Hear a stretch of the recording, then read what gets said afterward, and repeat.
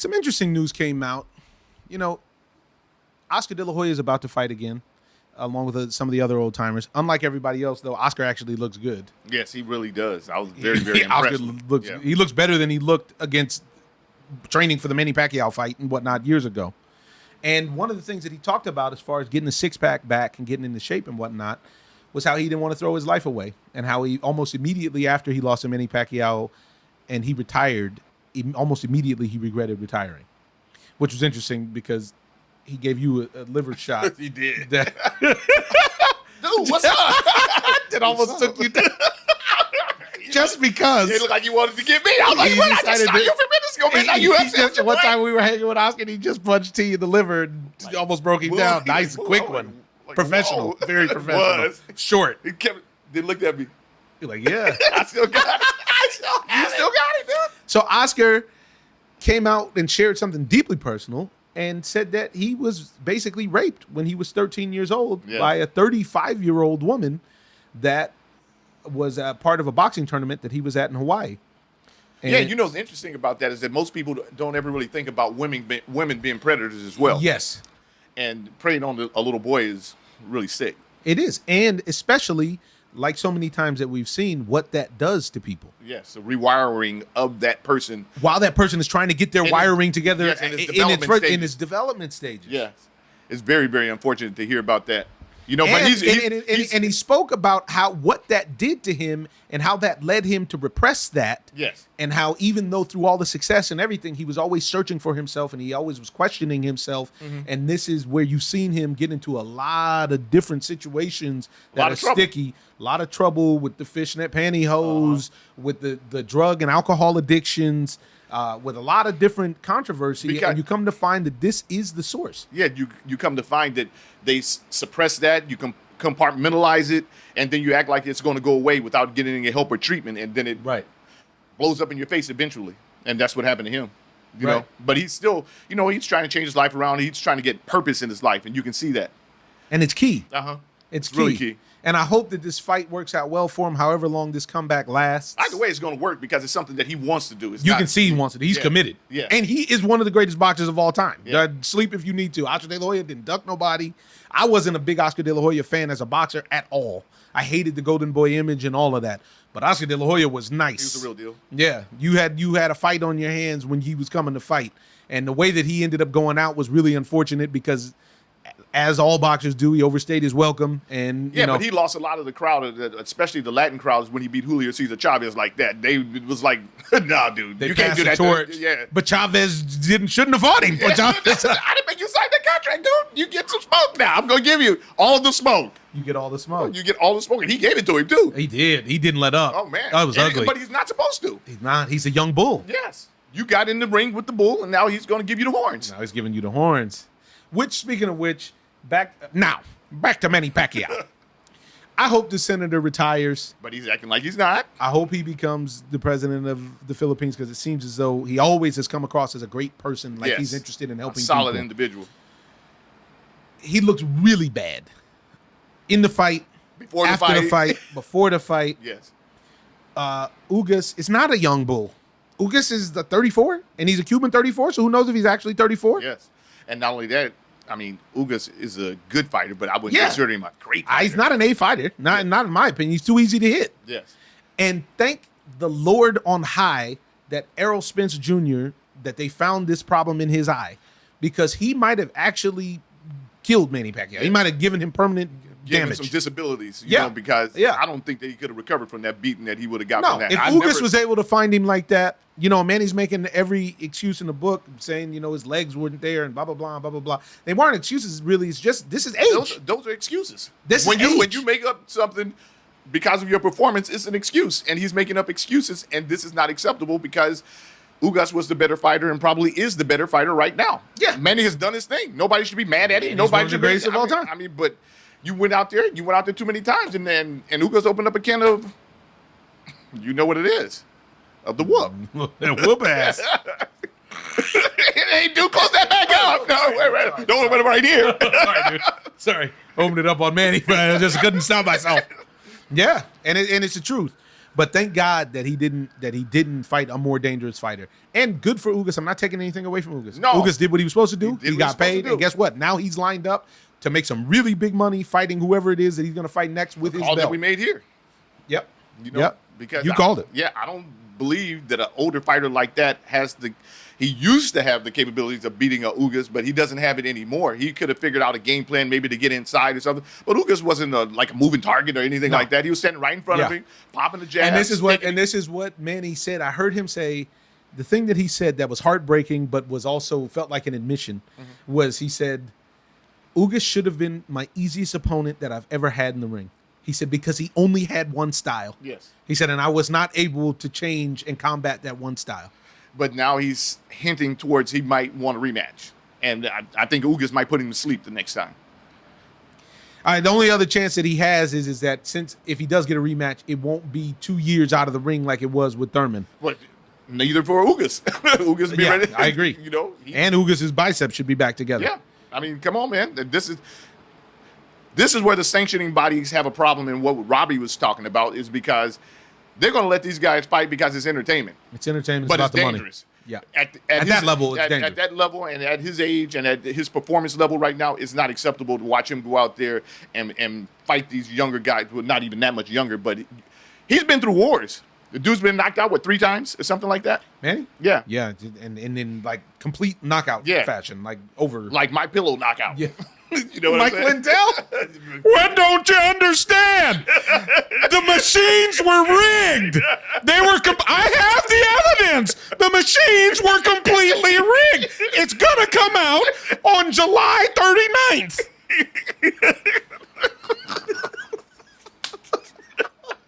You got me with that one.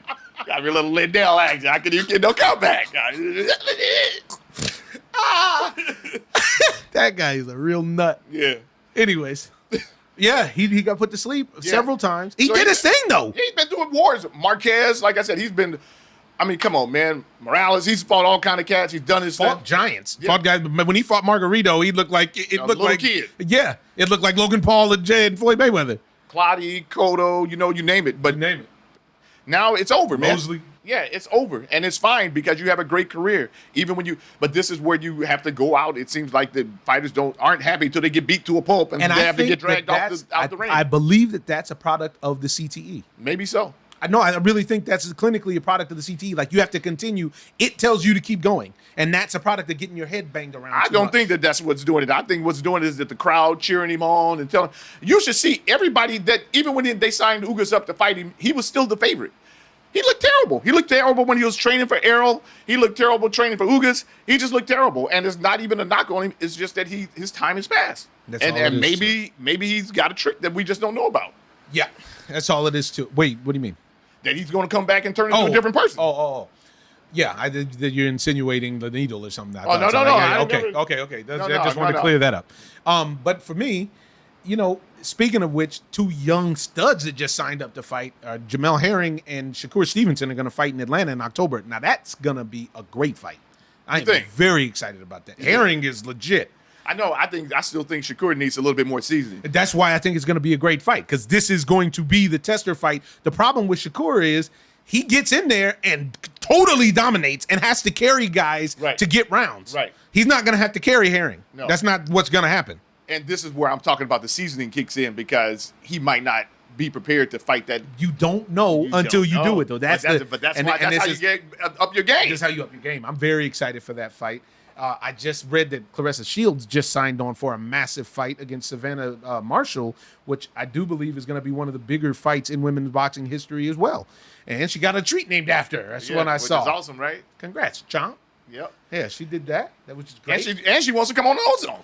They been want to come on. Maybe she come on and promote the Savannah Marshall match. The invite is there. She knows what time it is.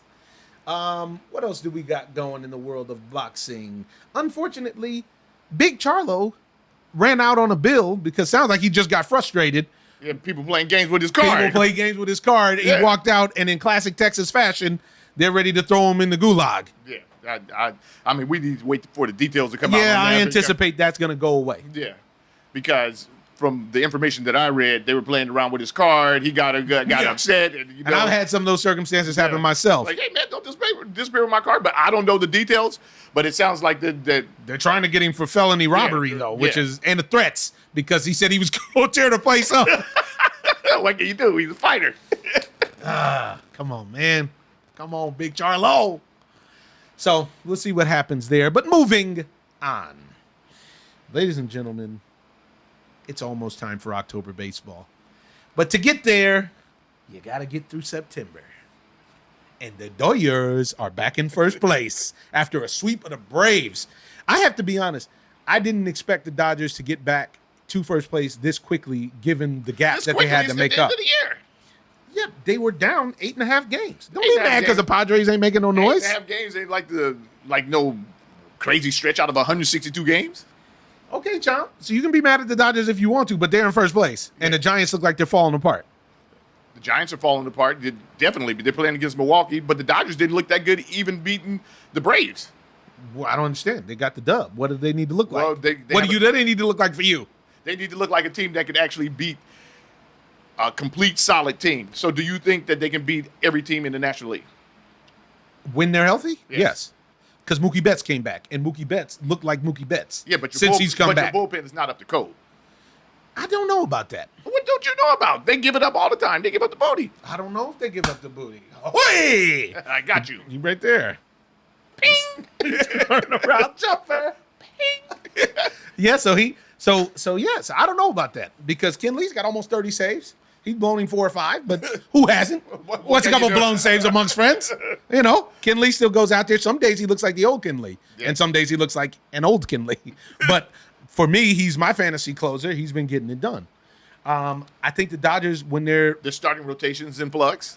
It's in flux. Yeah. We'll see what happens. Kershaw is about to throw back the live hitters, though. Yeah. So I think that they'll have to figure out a way to get his arm strength. But they'll be able to get his arm strength because one of the things that I did not know was that the minor league season has been extended a month this year. Oh, probably because they started late. Because they started late. So he might be able, if he comes back in the next couple of weeks, he'll be able to get his arm strength. Don't have any setbacks. Yeah. Yeah. I think that the races are going to come down to it. A lot of it is going to come down to what they have on the MLB site now, which is the difficulty of schedule in the month of September. And the Padres got a really difficult schedule coming up. Oh, the Padres are in trouble. They're in major trouble. The Padres are in serious trouble. Yeah. Because Blake Snell finally showed up, and now the rest of the pitchers can't pitch. Yeah. Well, Chris Paddock looked good the other night, but one of the problems is that you have He's facing a bum squad. Yeah, and Darvish came back. And got his tits ripped. Yeah, so they're struggling, man. Yeah. And their bullpen is I was about to say, their bullpen gives up the booty. Yeah. You have two guys in the back end of the bullpen that are halfway decent, which is Melanson and your boy. What's the hard thrower? The Pagan? Yes. Emilio. I almost gave you Angel. No, I don't know what Angel Pagan is doing right now. Somewhere stroking his hair. Nice mane. Beautiful mane. Especially when he had a triple. He brought in triples alley up there. Or when he runs it down. When he go get it. So then you have on the other side of the coast, you got the New York Yankees rattled off their best winning streak in 60 years. Yeah, but now they're in a losing streak and losing to the Angels. But their ace came out and showed up and deaded that losing streak. My question to you is Aaron Judge underrated? Very much so. I think that he's in probably the top 10. That's what I was thinking. I was thinking maybe even top 5. He's definitely in the top 10 players in all of baseball. Yes. I mean, honestly, what do you have? You have Shohei. Of course, you throw Mike Trout in there. You have when he's playing. But what we're talking about right now when he's not playing. But we have Aaron Judge. But even when Aaron Judge is not playing, he still wanted Mike Trout. They still consider him one of the better players. I understand. I'm talking about actually right now. Yeah, I understand. You're talking about a guy that can do literally everything on the field. He's great. He's got great defense. Crazy defense. I feel like it's totally underrated. Strong arm. He's fast, even though actually they act as or implies that he's not fast, but he can skate. Yeah, he just doesn't look fast because he's a giant. Yeah, because he's 6'7". Yeah. I mean, the dude. But he's moving. Hit for average, hit for power, and one of the best. He's clutch. And one of the best things about him is that he's still young. So he's got a lot of growing in game for development. Yeah, come on, man. One thing that I really liked, I saw last night that he did in that Angel game. Steve Cechek actually threw a ball that almost hit him. It was a two-seamer that ran in and almost hit him in his knee. And he still looked at him, he stared him down. He stepped out of the box, he turned around. Then Cechek threw him a slider that ran away from him that he fouled off late. Then Cechek hung a slider, and it's still flying. And it's over here in SoFi. Exactly. I mean, the dude Gave you great Vladimir Guerrero, huh? Yeah, big time ball player. Senior. Yeah, junior, big time too, though. Yeah, but I'm just and my talking Blue Jays are falling apart. The Blue Jays can't even beat the Baltimore Orioles. They ain't going nowhere. No, they might, but they're young though, And George Springer's been in and out the lineup, so that always hurts. And if he's in and out of the lineup, because it seems what he brought to that and what they paid for was him to show them how to win. Yes. And when he's in the lineup, he shows them how to win. Vladimir Guerrero Jr. has more confidence. They need help in the bullpen. Yeah, desperately. They had to release Brad Hand. They just brought up Nate Pearson. Was it today or yesterday? Pierce. Shout out to Hill Harper. And but they had to get rid of Brad Hand. They traded for Brad Hand. He stunk to join up. Stunk to join up. Had to release him. Gave him his papers. Meanwhile, the Tampa Bay Rays just keep scoring runs and winning games. They don't play the glitzy glamour game. They play the winning game. They play the winning and so game. they're going to be a problem anytime they get, because they do have a bullpen and they do have frontline pitching, and they got some speed and they have a little pop. Got your boy Nelson Boyle. Mm-hmm. They got Nelson Cruz. Yeah. They got Brett Lau. Phillips. Yeah, Brandon Lau. They're the real deal, man. Yeah. They're a problem. Look, man. Zunino. It's gonna be interesting. Zanino got big pop. Yes. He strikes out a lot. He's got big pop. Comes with big pop. Seems like the Central in both divisions are the least contestable, situations. Milwaukee is a problem. People don't look at them like that because they play. They never show up, though. That's the thing. Well, but because their pitchers are still developing. You talk about Corbin Burns and Brandon Woodruff. Both of them are still in their 20s, and both of them are two of the best pitchers in baseball. So they're going to miss out on. They're always going to be in the game. Jesus Aguilar. What? No, you miss out because what they do bring is a crazy bullpen, front and the middle relief, and the back end of the bullpen are monsters. You got Devin Williams, you have Josh Hader, and then you're talking about a three-headed monster with Freddie Peralta, Corbin, and Woodruff. That's enough to win series, man. That's enough to win, especially a short series. Yes. So any of those teams that run into them can have a problem. I think the problem, the team that's having a problem are the Philadelphia Phillies. You don't never know what Philly team's going to show up. I think the bigger problem is the New York Mets. Yeah, but no, the Mets are out of it. The Mets, and it's hard to be mad at Javi being Javi, but they brought him over there and they're surprised that he's Javi. Yeah. They had this whole debacle with the fans with the thumbs up, thumbs down. Can't do that to the fans, man. They pay the bills. I don't know. It seemed like them and the fans came to an understanding because after that, Javi showed improved and he started balling and they won some games. But the owner had to come and rip everybody a new one, too. Then you have the acting general manager getting caught coming from the owner's house, intoxicated behind the wheel. He had to take a nap on the highway. I just say this all speaks to a bigger problem with the Mets, and even though they have a new owner, something's going to have to happen because it sits along right with the same values that they have with all their pitchers always getting hurt. Strength and conditioning is never right. And nobody produces when they go there. Right. Why can't you produce for the Mets? I don't get it. We know people in the Mets organization, but they're actually doesn't seem to be a very solid organization. Doesn't seem like it. As far as, they never can seem to totally or completely put it together. They have all the pieces. They have all the pieces. I mean, you have the best pitcher in baseball when he's playing. When he's by pitching. far. Yeah, it's not even close now. It's not even close. Jake DeGrom is the best pitcher on the planet. Yes, but he can't pitch. He can't stay on the field. And then you had that rash before you, that rash of forearm strains, that rash of whatever. There's always something. Yeah, it's always something with Now them. we have Lindor go down. You paid the arm and leg for Lindor, but now he can't play. Javi Baez came in and reported to the DL ASAP, Exactly, right after the physical. Come on, yeah, and the only person that's still out there consistently is Pete Alonso. Yeah, and then he doesn't have any help. So, Jeff McNeil is in and out, but Brandon Nimmo, so the Mets. I like Brandon Nimmo. He plays hard. But they're I out hear of what it. you're saying. I hear what you're saying. They got to look for next year. But I'm interested in the Phillies. I like the Phillies. I like the Braves. Even though the Braves are hurt, if Ozzie Albies come back, the Braves got a lot of pieces. They do have a lot of pieces, but the Braves pull Eddie Rosario off their bench. And that young kid is one of their best pitchers, if not the best pitcher that they have. And Jorge Soler goes to launch. Well, I don't care where he is. Well, it seems like, him being relocated, coming into a new place, and it's revitalizing because, he's actually playing in the outfield now. And I think that, this is where the DH hurts because in the American League, and when you're growing up playing the game, if they ask you to come off the bench or do a pinch hit situation, if you're a guy that never does that or whatever. It's a very specific skill. Yes, and it's very, very hard to do. The Dodgers had Manny Mota forever that they, that was his stick. He was incredible at it. You could never find anybody better than Manny Mota. Yeah. But when you talk about a guy nowadays growing up playing all day, every day, and then all of a sudden. And we're seeing it with Shohei Ohtani. Yeah.